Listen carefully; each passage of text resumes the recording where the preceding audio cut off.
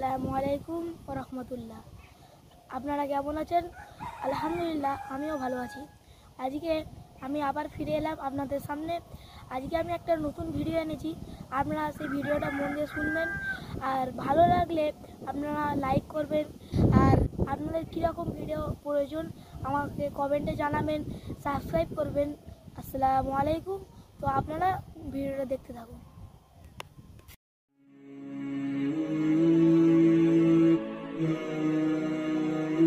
এখন আসেন প্রথমেই যে বিষয়টি, সেটি হচ্ছে মেহেদি মাখা কতটুকু শরীয়ত সম্মত। রাসূল করিম সাল্লাল্লাহু আলাইহি ওয়াসাল্লামের স্ত্রী আম্মা জান আয়েশা রাদিয়াল্লাহু তাআলা আনহার কাছে একজন মহিলা আসলো, এসে বলল, হে আয়েশা, মেহেদি মাখার ব্যাপারে রাসূলের হাদিসের বর্ণনা আমাদেরকে শোনাও। আয়েশা রাদিয়াল্লাহু তাআলা আনহা বললেন, রাসূল করিম সাল্লাল্লাহু আলাইহি ওয়াসাল্লাম বলেছেন, মেহেদি মাখা মেয়েদের জন্য জায়েজ রয়েছে। মেয়েরা চাইলে হাতেও মেহেদি মাখতে পারবে, পায়েও মেহেদি মাখতে পারবে, কোনো সমস্যা নাই। তবে আগের যুগে নারীরা ল্যাপটানো মেহেদি ইউজ করত। ল্যাপটানো মেহেদি বোঝেন? আগে বাটতে হয়, গ্রামগঞ্জে এখন এগুলো হয়, গাছের থেকে পাতা নিয়ে আসা হয়, পাতা নিয়ে এসে বাটে, বেটে হাতে মাখে, পায়ে মাখে। এটা আগের যুগে খুব বেশি প্রথা ছিল। কিন্তু এখন তো অনেক স্টাইলিশ মেহেদি বের হয়েছে, যেমন টিউব মেহেদি আছে না, আছে না, রাঙা মেহেদি আছে, টিউব মেহেদি আছে। এগুলো আগে থেকে মেশিন থেকে এরা বানিয়ে নিয়ে আসে, পরে শুধু ডিজাইন করে মাখায়। তো সেই সময়, তৎকালীন সময়ে মেয়েরা ল্যাপটানো মেহেদি বেশি ইউজ করত। এখন কথা হচ্ছে, একটি প্রশ্ন আমাকে সকলেই করে যে হুজুর, বর্তমান সময়ে দেখা যায় যে বিভিন্ন বিয়ের বাড়িতে, যেখানে বিয়ের বাড়ি অথবা বিভিন্ন অনুষ্ঠানে দেখা যায় পুরুষ ডিজাইনার আসে নারীকে মেহেদি লাগাবার জন্য। এটা আসলে জায়েজ আছে কিনা? এক্ষেত্রে উত্তর হচ্ছে, কোনো পুরুষ কোনো নারীর শরীরে মেহেদি দিয়ে ডিজাইন করতে পারবে না, এটা সম্পূর্ণ হারাম। ইভেন হ্যাঁ, যদি এরকম হয় যে নারী নারীকে মেহেদি দিচ্ছে, দেখা যায় বাসার ভেতরে একজন বান্ধবী আর একজন বান্ধবীকে সুন্দর করে মেহেদির ডিজাইন করে দেয়, এটা জায়েজ আছে। আপনি বিভিন্ন ফুল আঁকাতে পারেন, বিভিন্ন ডিজাইন দিয়ে আপনি মেহেদি করতে পারেন মেয়েদের জন্য। তবে সেই ক্ষেত্রে মনে রাখতে হবে, কোনো পুরুষ কোনো নারীর গায়ে মেহেদির ডিজাইন করতে পারবে না, এটা মনে রাখবেন। এখন আর একটি বিষয় আসেন, আর একটি প্রশ্ন মেহেদির ক্ষেত্রে এরকম আসে যে হুজুর, নারীরা মেহেদি মাখার পরে গোসল করলে গোসলের বিধানটা কি হবে?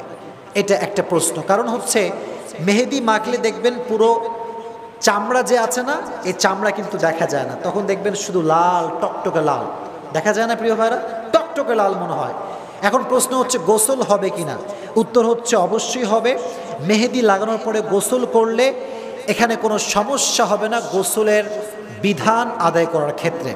বরং মেহেদি লাগালে শরীরে যে রংটা তৈরি হয়, এটা চামড়ার ভেতরে কোনো আস্তরণ তৈরি করে না বা কোনো গ্যাপ তৈরি করে না, যে গ্যাপের কারণে পানি পৌঁছানো সম্ভব নয়। বরং এটা সামান্য একটা রং মাত্র, চামড়ার মাঝে কোনো গ্যাপ তৈরি করে না। তাহলে পানি লাগালে পানি পৌঁছাবে। তাহলে গোসল যদি কোনো নারী মেহেদি লাগিয়ে করে, তার গোসলটা হয়ে যাবে, কোনো সমস্যা এই ক্ষেত্রে নাই। এটি হচ্ছে একটি বিষয়। আরেকটি বিষয় হচ্ছে, অনেকে বলে, এবার আসেন পুরুষরা কি করবে? পুরুষরা কোথায় কোথায় লাগাতে পারবে মেহেদি? পুরুষদের জন্য চুলে এবং দাড়িতে মেহেদি দেওয়া জায়েজ।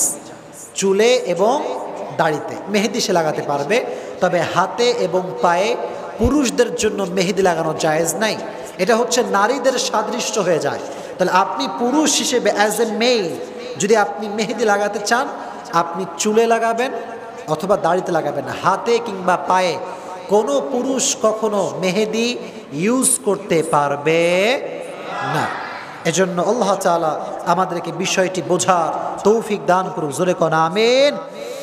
এবার আসেন সবচেয়ে গুরুত্বপূর্ণ মাসালা, সেটি হচ্ছে, বাজারে দেখবেন টিউব মেহেদি পাওয়া যায়। টিউব দেখেন না, টিউবের মতো মেহেদিগুলো টিপ মারলে বের হয়, আবার বন্ধ করে দিলে বন্ধ হয়ে যায়। এখন অনেকে প্রশ্ন করে যে হুজুর, টিউব মেহেদি যখন আমি হাতে লাগাই, এটা গাঢ় একটা রং দেয়, অনেক গাঢ় রং হয়, সেক্ষেত্রে মেয়েরা অনেক দ্বিধাদ্বন্দ্বে ভুগে যে আসলে আমি যে এই মেহেদিটা ইউজ করলাম, টিউব মেহেদি, আমার শরীরে যে এত গাঢ় রং, আমার অজু হবে কিনা অজু করলে? প্রশ্ন আছে না নাই? আছে, প্রশ্ন আছে।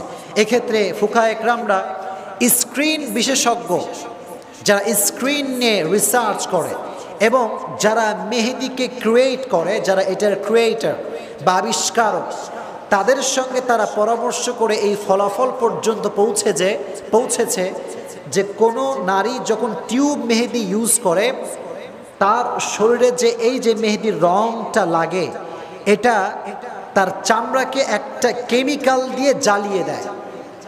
ফলে এখানে শুধুমাত্র রংটা বোঝা যায়, তবে এই চামড়ার মাঝে কোনো প্রকার এমন কোনো আবরণ তৈরি হয় না যে আবরণটা পানি পৌঁছাতে বাধা প্রদান করে। দ্যাট মিন্স ফুকাহা একরামরা স্ক্রিন বিশেষজ্ঞ এবং যারা মেহেদি বানায় তাদের সঙ্গে কথা বলে এই পর্যন্ত পৌঁছেছে যে মেহেদির ভেতরে আসলে কোনো আবরণ নেই। কথাটা খুব ভালো করে বুঝবেন।